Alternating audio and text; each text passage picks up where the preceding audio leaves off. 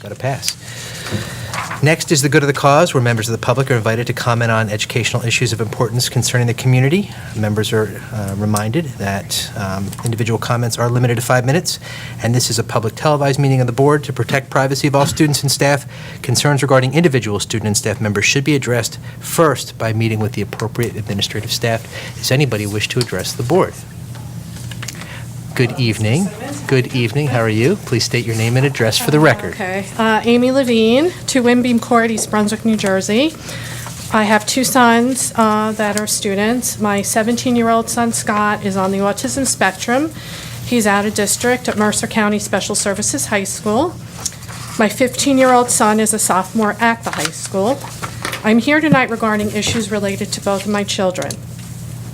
First, I want to take the opportunity, which I really wanted to do at the December 17th meeting, but I had a date with the piano man, and I had to go see him, so I wanted to acknowledge 2 incredible women who have recently retired, who have been an incredible part of my journey with my son, Scott. I really shouldn't say, since he was 3 years old. When Scott was first diagnosed at 3, it was extremely overwhelming, and I'm looking at Mrs. Shaw because I know we were in the special ed PTA and everything together. Extremely overwhelmed. Ellen Murphy was there, and coincidentally, Mr. Lieberman was Scott's case manager over at Memorial back then, so it's a circle of life. Mrs. Murphy guided me, put me in touch with professionals, parent support groups. Just, you cannot imagine how overwhelming it is when you hear your son is autistic, you don't have a clue, you don't know what to do, you're new in a town. And through his elementary years, she really helped me. We also had a lot of turnover in special ed up until the next person who came I wanted to give a parent proclamation to. So it was just a lot of turmoil. In walked Mrs. Oliskevitz, who was my lifesaver, my safety ring, my everything. She was always available, one-on-one, informal yet informative chats in her office.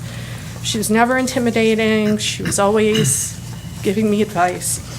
And anyway, when he entered a really dark period, around like 11, 12 years old, she proposed looking at out-of-district places for him on TV. Oh, great. And she said to me, they said to me, oh, you got to ask for out-of-district. It's going to be a struggle. It's going to be a fight. We were at our wits' end. We didn't know what to do. And she took my hand. She emailed my case manager, and we started looking at a district. The second lifesaver boat she gave to me was constantly recommending to me to take him to this place in Baltimore, part of John Hopkins, because we didn't know what to do anymore. And she did, and I said to my husband, oh, going to Baltimore, it's so far, I don't want to go. We finally went after 2 years, and it was the best thing we could have done for our family. The 8 months he was there just really helped. He's almost 18. I feel like he's on a path. Those 2 women just have been a godsend, more than just educators, just real people. I look forward to reestablishing my relationship with Mr. Lieberman in the last few years of Scott's presence. My other son, on the other hand, he's 15, sophomore. I first want to give a shout out, because I didn't know she was going to be here tonight, to Mrs. Blaylock.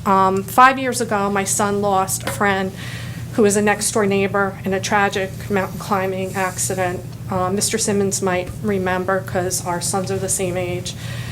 And Mrs. Blaylock had a support group at Hammersholt, and it was also a godsend, and counseling and therapy sessions. Anyway, getting back to the other issue with my other son. He is on the cross-country and the track team. Okay. A bunch of us parents have been sending emails to Mr. Iannazzo about new uniforms. The girls got new uniforms last year. The boys' uniforms are stretched out, stained, falling apart. It is my understanding that track and field, my son just earned his letter in cross country and he's on the track team, was always an afterthought by the previous athletic director. Please correct me if I'm wrong. The girls, you see what the girls wear, you see what the boys wear. There's no comparison. Stains, stretched out. We have incredible runners. We have a set of freshman twins who have already been setting records. It's very disheartening to hear that track and field is always at the bottom rung of the sports hierarchy. That's what everybody says. You don't hear much about it in the media. We've had invitationals. We've taken home, I'm sure you've been in touch with the coaches and Mr. Iannazzo, tons of medals. Don't these boys deserve the same thing that the girls had?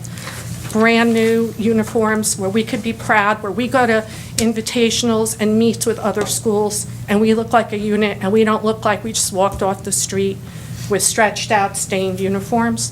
Thank you very much. Thank you, Mrs. Levine.